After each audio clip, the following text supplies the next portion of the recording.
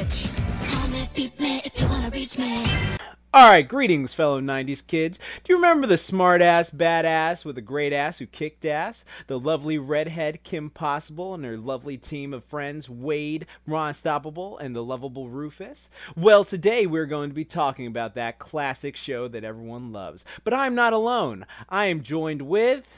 Alrighty guys, it is Qaaman here today, and I am very grateful to have Jaxblade leading out on this episode of our As Told by 90s Kid podcast.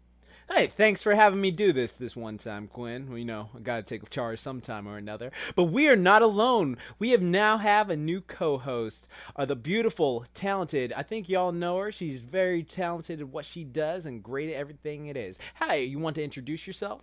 Oh, hi, it's Uncanny Megan. I don't know where to go from there, but let's get down to the podcast. But anyways, guys, let me start off with Megan here. How did you get into Kim Possible? I was really amped for it when they announced it, and I remember the day it premiered, I got off the school bus at a friend's house, and we sat down, and her mom made us little snacks, and we waited for that premiere episode of Kim Possible to come on TV, because it was like, whoa, an action girl show, you know?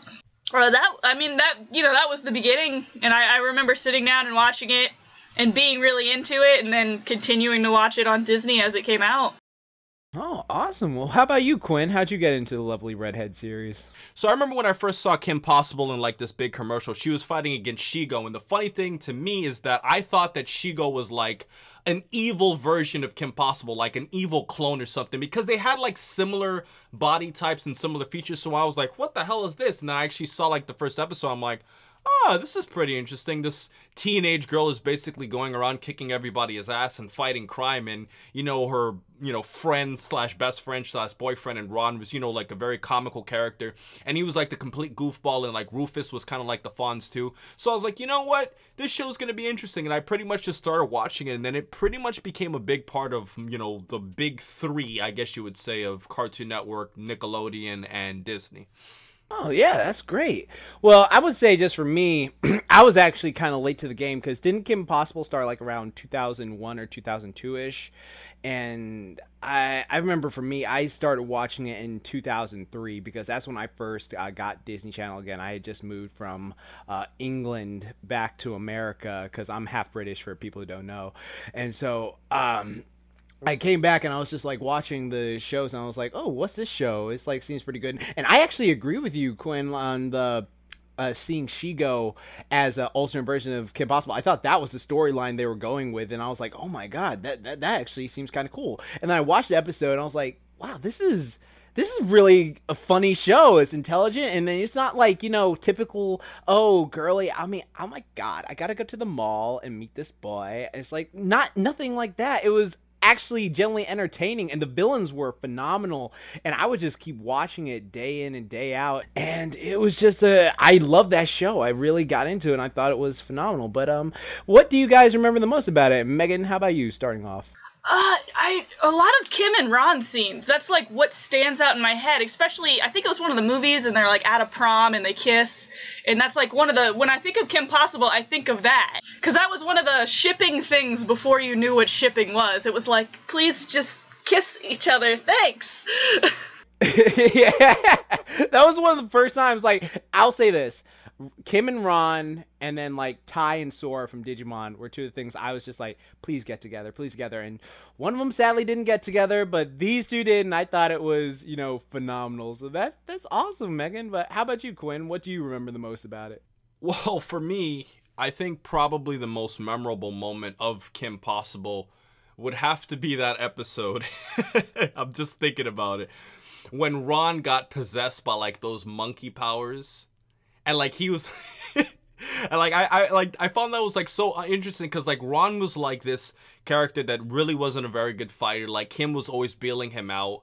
And like when Ron was like kicking ass like those monkey in that monkey form, I'm like, holy shit, way to go, Ron. And it's like I like it was such like a contradiction to what Ron was.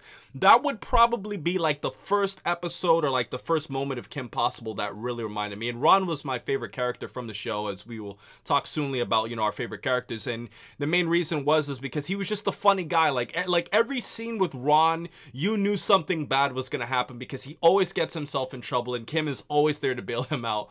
And and you know, he always had a crush on her the whole time, as if, you know, as Megan was saying, and you know, the whole shipping thing didn't happen until later on. But Ron and all of his comical moments would probably have to be my most memorable. One of the most memorable things, to kind of play off what you said, Quinn, was, I remember, do you remember when Ron Stoppable became evil?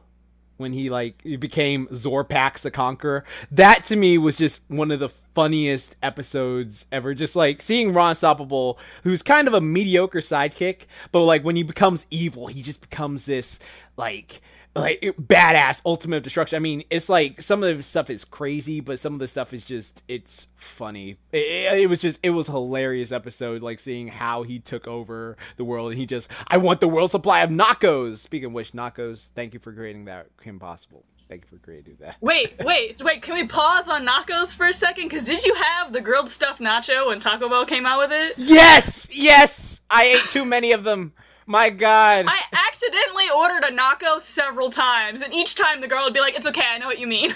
I know, what was it called? It was like a grilled stuffed nacho, but like everyone who worked there was like, it's a nacho. It's a nacho. It was delicious. It was everything I could ever dream of. Yes, that is so true. And well, Megan, let me ask you this. Who was your favorite character in the show?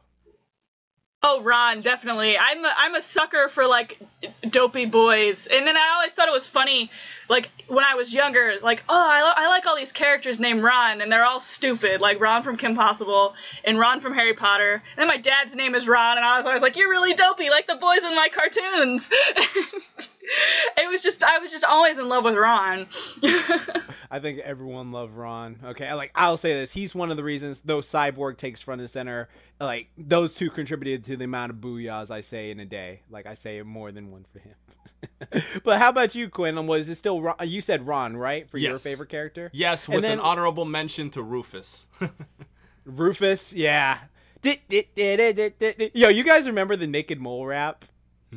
Yeah, I do actually remember that. Oh my God, like, what's funny is I was watching it the other day just on YouTube, just because I was like looking for Kim Possible stuff, because it's one of my favorite shows of all time. And then I forgot how much, like, I just knew the lyrics to it. I mean, like, we go to Bueno Nacho Chimburrito when I naco. Always grande size wide, not buying. Rufus in my pocket. You can't stop it. Can't drop it. Don't pop it. You might just pop it. Rufus and Ron Stoppable with the best friend, Kim Possible. We're not afraid of any attack. And say, yo, KP, we got you back. And then I was just like, oh my God, I remember all of this. It's just, I don't know how.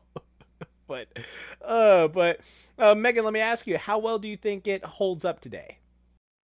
It holds up. So I went back and I was watching some episodes after we said we were going to talk about Kim Possible. It holds up well, but she's really girly, and it doesn't do it for me anymore, because it's like it's not like it's totally Spies where being girly is like part of the joke. It's like she's like, oh, I broke a nail and let me put on some makeup and yeah, I'm gonna beat up some boys. And it's like I kind of wish she was more of a tomboy fighting crime than like a girly girl. But the animation and the voice acting is stellar, because it's like Christy Carlson Romano and the guy from Boy Meets World, and like it's just great. Yeah, to play off what you just said, Megan, there was a little special that back on Disney Channel in the day, they would always show the thing like, I bet you didn't know this person from this did this, and so like it would be like, hi, I'm Christy Carlson Romano from Even Stevens and I play Kim Possible. Hi, I'm Taj Mowry from Smart Guy and I play Wade. And then it's like, oh, I'm Will Friedle from Boy Meets World, I play Ron Stoppable. It's just like so funny to see all these characters from other things. How about you, Quinn? Do you think it still holds up well? Yeah, and you know, the funny thing is when Megan was mentioning the animation looks really, really good for its time. I mean, the interesting thing about Kim Possible, though, in terms of how it holds up, is really the character development, because, you know, a lot of times when we watch like these shows when we're, you know, kids or early teens, like we don't really interpret like character development as much. But when you look throughout the series, like you can actually see like the development of Kim Possible and Ron is like, you know, they've continued to fight crime, you know, their experience grows. Like you really feel like you see the characters growing. And I also like the fact that they made Kim age too. That's a very, very good thing. They actually made her grow, and that's one of the best things about it. I hate shows, and I'm not going to say names, where where they perpetually make a certain character, you know, a certain age for so many years, even though it doesn't make logical sense. And and the funny thing is, I just think that it was just great how they grew, had great character development, great animation, great action, great voice acting, and quite honestly, it's an interesting show. And I would say, like, I'm gonna play off both you guys. I think it still holds up tremendously because the voice acting, stellar. Great to hear all these guys really put an effort to it. And then, like, there are some episodes that are just funny. There's stuff like you didn't catch them. There was this one episode where Shego went back to visit her brother. And I was watching this the other day. Like, I was just rewatching this on YouTube. And because she was a part of Team Go before she became a supervillain, and they were fighting this like bird villain who's voiced by the guy who voices Invader Zim and Billy from Billy and Mandy and all this jazz, and he's just a great voice actor. And so like Shego says, you know what, I'm gonna take this scepter and take all the powers and just be an even better supervillain.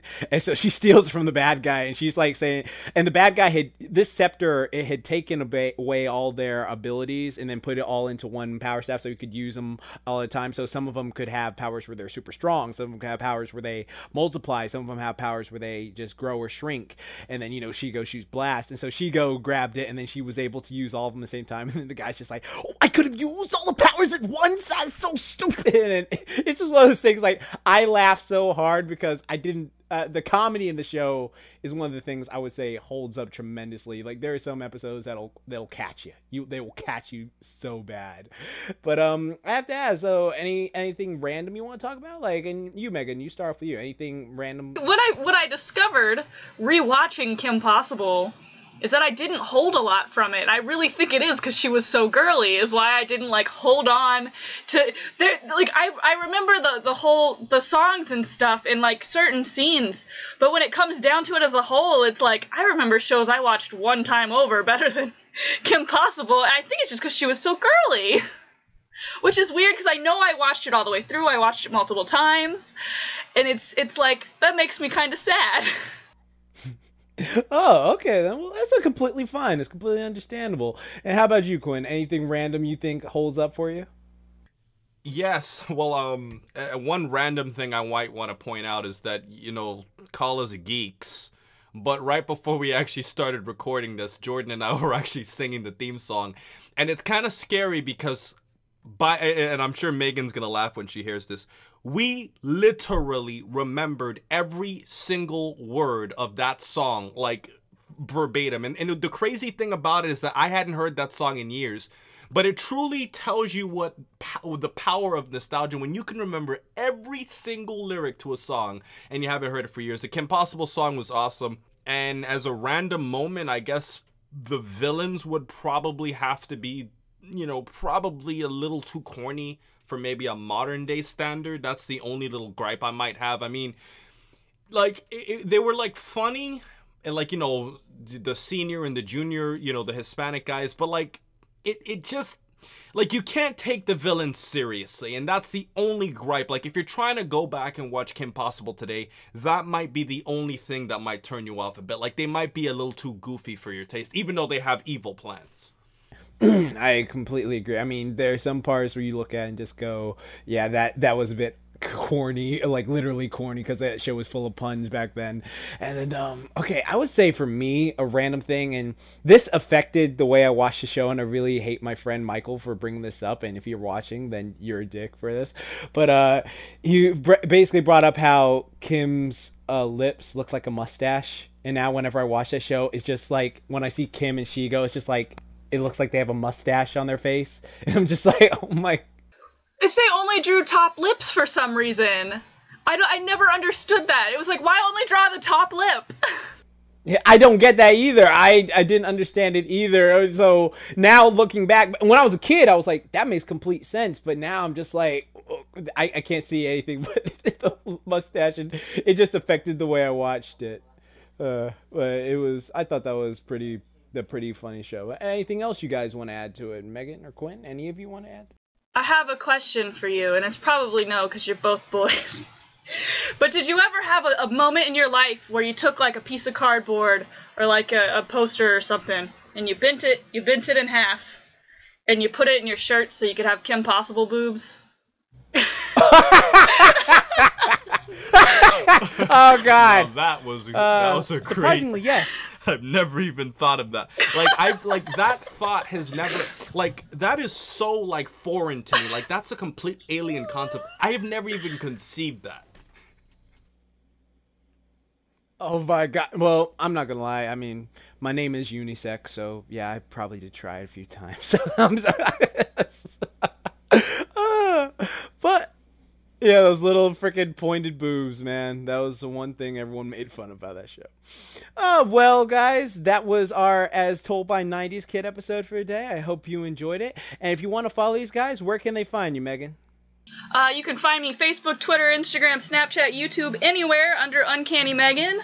Well, guys, in addition to my YouTube channel that you're watching here, you could also find me on Twitter. You can find me on Facebook. You can find me pretty much on those things at a pretty moderate rate. So I'm pretty responsive, and I'll also respond to private messages, Qaaman94@gmail.com. Okay, sweet. And then for me, you guys can find me at Jaxblade Fitness at twitter.com. You can find me at Jaxblade on Tumblr, Jaxblade on Instagram, Jordan Jaxblade Downs on Facebook, and of course my YouTube channel, Jaxblade. And with that said, guys, thank you for joining us today, and we hope you enjoyed the video. And as my friend Qaaman likes to take over and say, please remember to rate, comment, and subscribe. And remember, as I always say, to have a great day, guys. And Jordan, hit him with that final thing. like I always say, keep calm and booyah on, and don't forget, Momentai.